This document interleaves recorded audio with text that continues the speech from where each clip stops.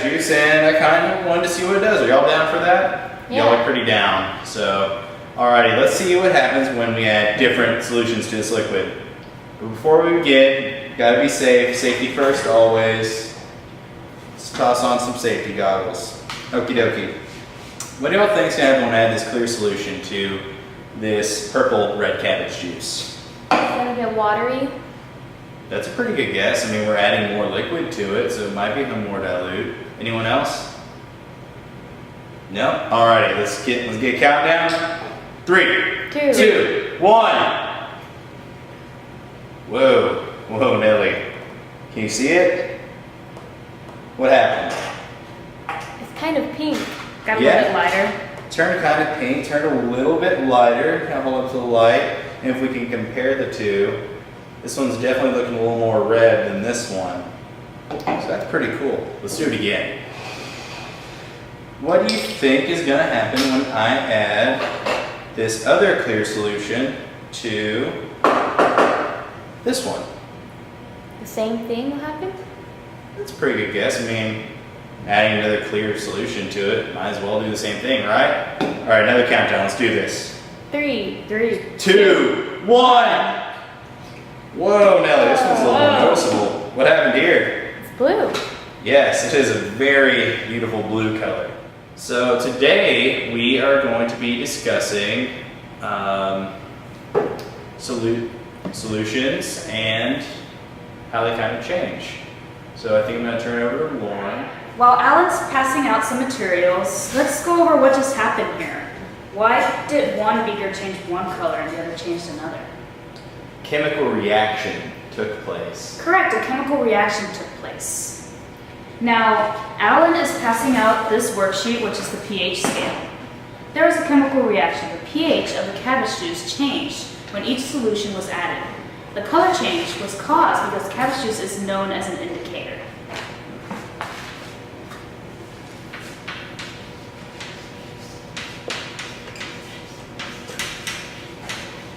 Now, an indicator is a substance that changes color depending on the properties of a solution. So let's fill in this definition right here. A substance that changes color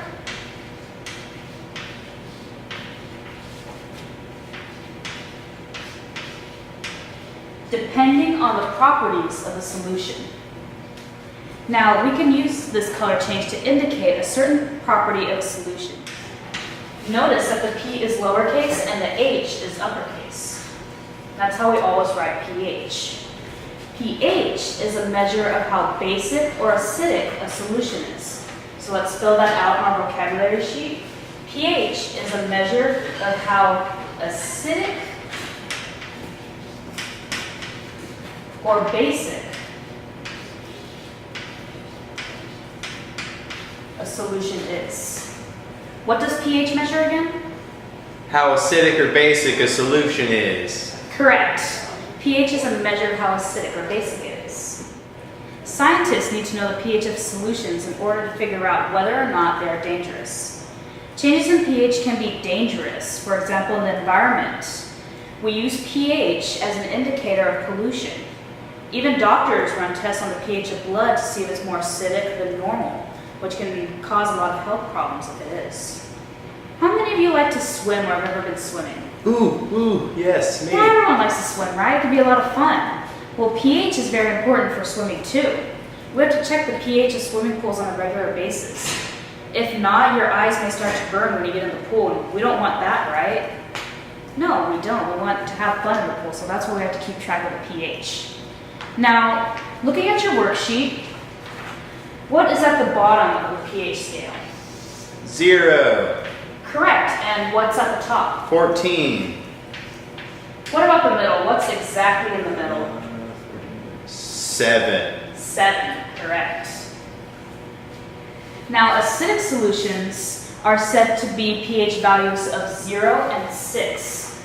So any solution that has a pH between 0 and 6 is considered acidic. Any solution that has a pH between 6 and 8 is considered neutral.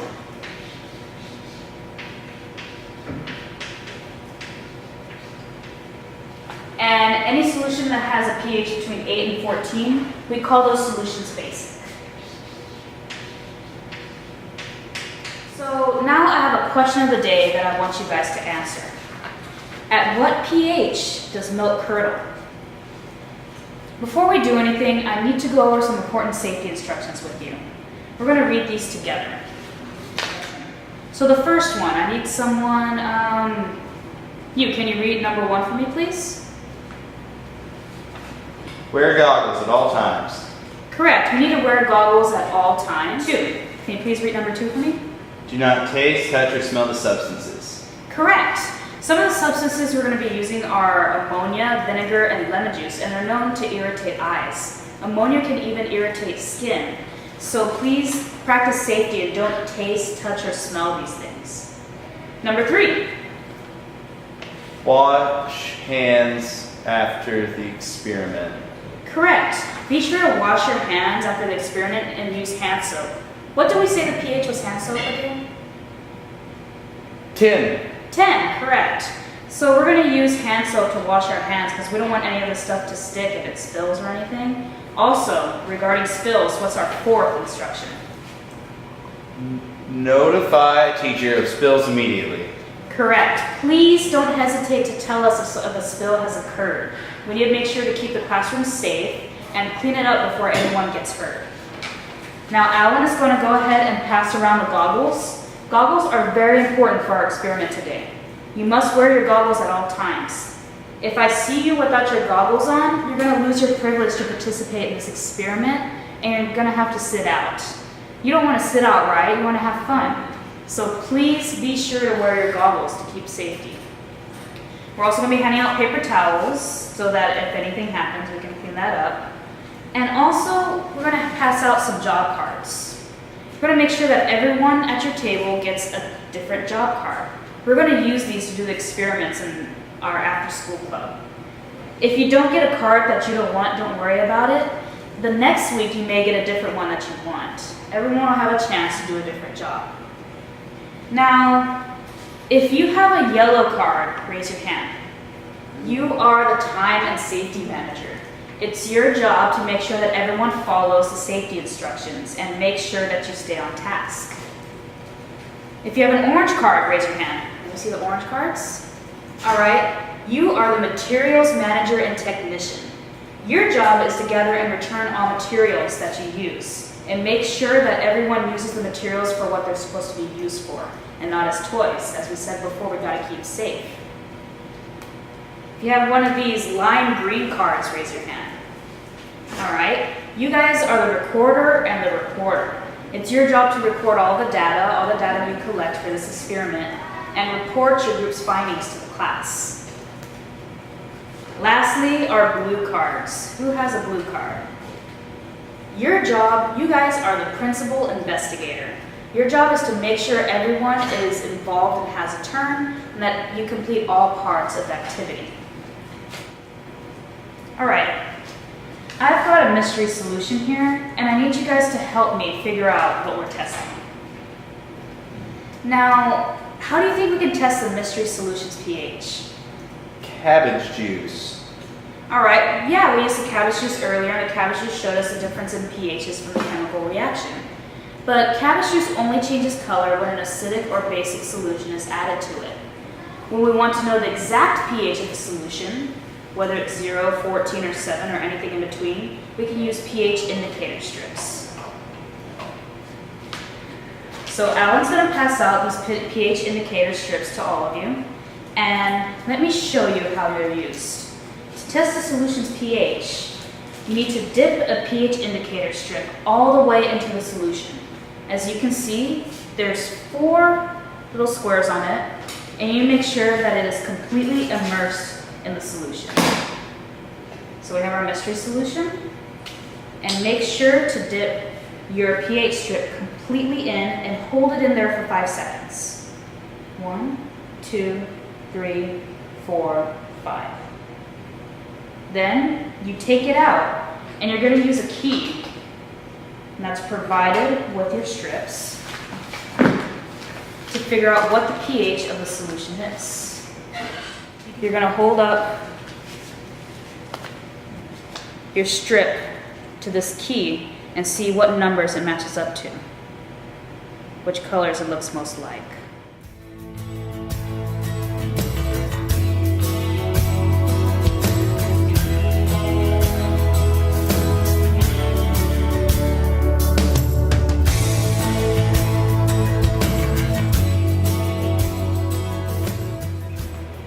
Now you're going to be working in pairs for this activity.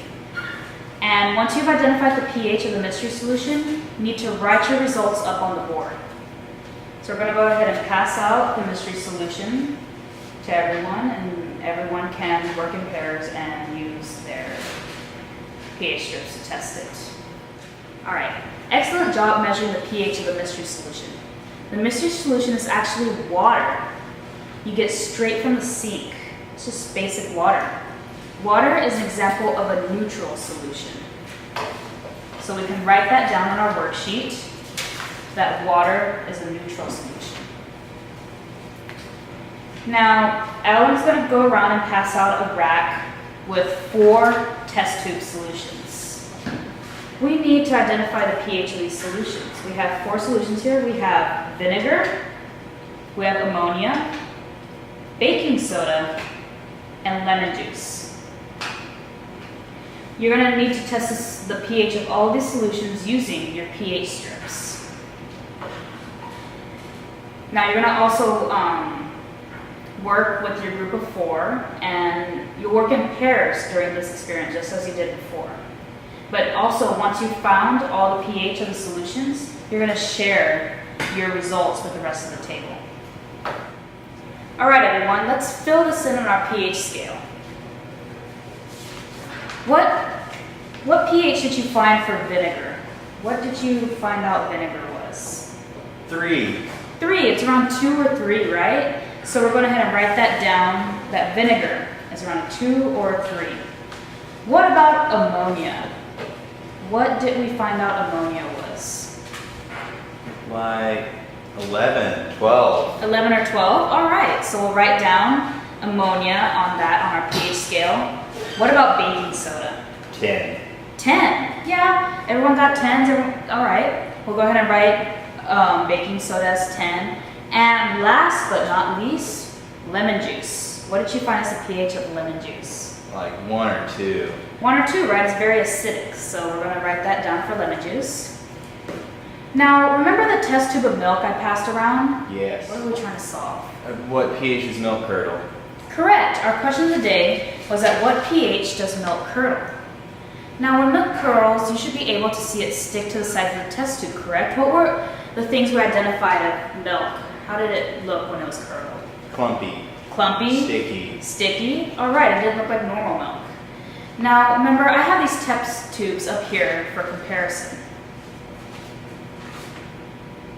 You're going to have milk in one and your curdle in the other.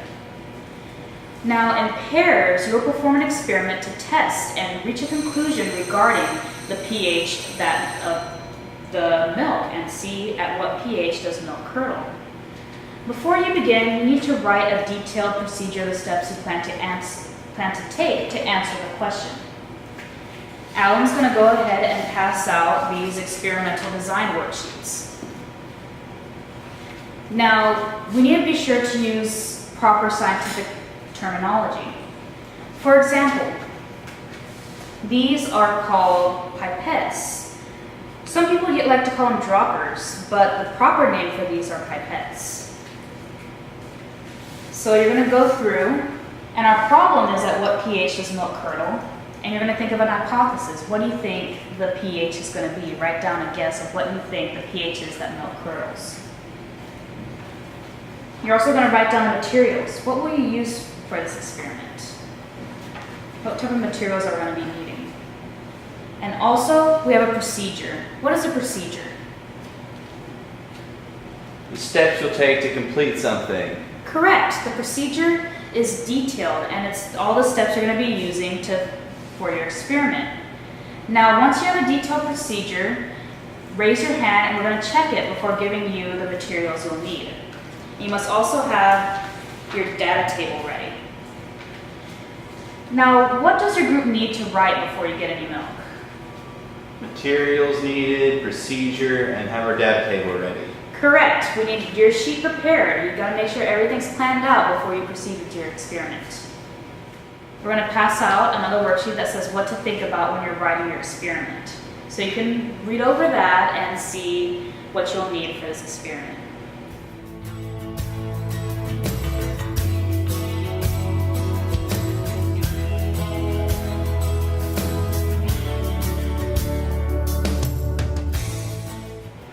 Alrighty team, let's discuss our results. So what was the pH of the milk before we added any solution to it? Around 6.5. Yeah, around 6.5. So where does that put milk on our pH scale? Well, 6.5, is it an acid, base, or is it neutral? It's neutral. Exactly. It falls between 8 and 6, so we can consider milk neutral. So at what pH did y'all find that the milk curdled? Like 4.6. Okay. So around right here.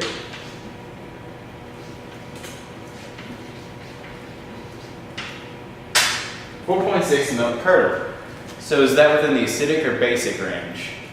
Acids. Yes, it's within the acid range. So which of our solutions then made the milk curdle? The acidic ones, the lemon juice or the vinegar. Yes, exactly, the lemon juice or the vinegar. And so that's an important finding. It didn't matter which acidic solution we used. All that mattered was that the acidic solution added was strong enough to make a new solution that went below a pH of 4.6. Whenever milk goes bad, what do people say? What do you say about the taste? It's sour and it smells. Yeah, milk goes sour. So what does that tell you about the properties of an acidic solution? Are they sour too? Yeah, you could consider it as acid sour. That's just an interesting aside. I don't recommend you go around tasting milk when it goes bad, or acids that could get you sick or hurt. Remember, science food, don't drink it. What other acidic solutions have we worked with today that are sour? Lemon juice. Bingo! Lemon juice and other citrus fruits have citric acid in them and tend to have a little sour taste, puckers up your mouth. Because milk curdled at 4.6, we can conclude that an acidic environment was necessary.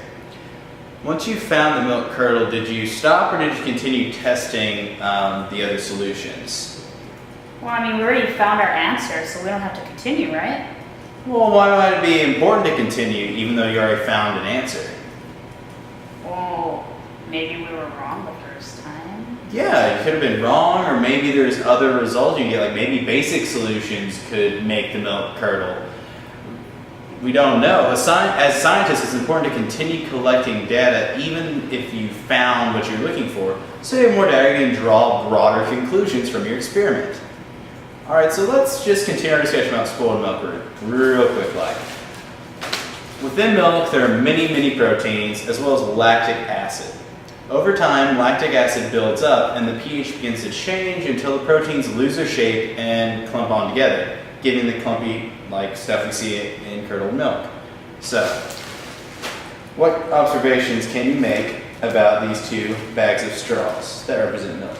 One of them has really bent up straws and they're really just messed up, and the other one they're straight. Yeah, exactly.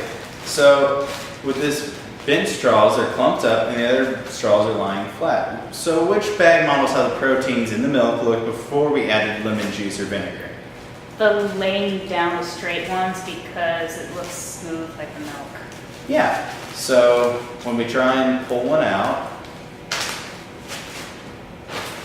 what do you think will happen? Just pull one out. Yeah, one comes out, the others aren't really affected. They all run past each other like a liquid.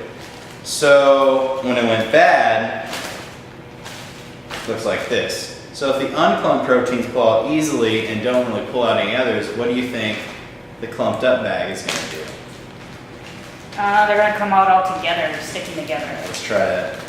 Yep, they're all in there. So one straw might be attached to another straw. If I pull one out, all these clumped up proteins are tangled around each other in knots. I'll pull out several more, which is why milk curdles like that. So what effect does the shape have on the volume that the straws take up? Like, look at the bags. What do you notice? The bent ones take up a lot of room. Yeah, the bent ones take up more space. When it goes bad, the proteins form clumps, take up more space, gives it a little more area. So thanks to your experiment, we were able to demonstrate that milk curdles at an acidic pH, and now you can tell your parents and friends the science behind why milk goes bad, and you'll seem super smart. Alright, now that you have designed and completed an experiment and learned the why behind milk curdling, it's time to reflect and analyze your work once again. So let's go over the conclusion questions on your experimental design worksheet. So what was your conclusion? What was your answer to the question of the day? First of all, what was our question of the day? At what pH does milk curdle? Correct, so what was the pH that milk curdled? 4.6. Correct, it curdled at 4.6. So what could we do again? What would you want to try next? What are some things you'd like to try with pH? You can test other solutions. Yeah. There's a lot of different things you can do with it. And what about revisions to the experimental design you came up with? Those are things you can talk about with your group and discuss what are some changes you'd make. Now, you guys did fantastic, and it's time to do our show it off worksheet, our review. Everyone's going to get one of these, and you're going to work on it on your own, and then we'll go through the questions together.